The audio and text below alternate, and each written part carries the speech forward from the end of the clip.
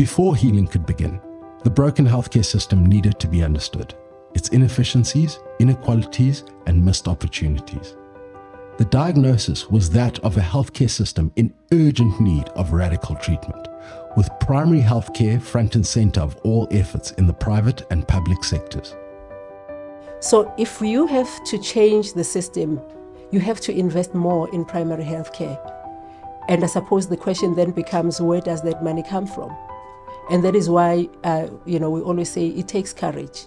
It is shameful that primary healthcare, which should be the backbone of healthcare, is really being the stepchild of health and trying to use those monies for tertiary costs, specialist costs. A commercial primary care system that was really, no one really, the regulations were not in place and the investment was not in place to make sure that that system was working in an effective and efficient way. There was supposed to be also a minimum prescribed benefits for out of hospital so that they could support the patients before they get into hospital. That was never enforced. Primary health care is not only about I'm having flu today and I need to be treated. Primary health care should be preventative, and there's not a lot of emphasis on the preventative side. So at least with this model so far, you can bring in the preventative side, because if the patient belonged to the PPO group and signed up with the medical scheme, there are no prescribed minimum benefits that cover primary care. There's been discussion about it for over a decade, but it remains absent. I think it's lack of courage. Like if you speak to a lot of people, whether it's hospitals or medical schemes, everybody agrees and everybody knows. The research and all the papers point to the same thing.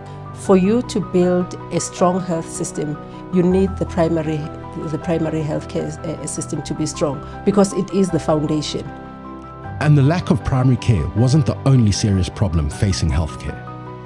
I mean, if you track over time, the amount of money that's gone to general practitioners, it's been going down progressively. And the amount spent on hospitalisation has gone up. The amount spent on specialists has gone up. It's probably something like 4.5% of all the medical scheme spending by the medical schemes out of their risk pool. And that's a tiny amount. One would expect that to be 20 to 30% at a minimum, and possibly more. Currently, we know that at an average, medical schemes spend about 4.5% on GPs.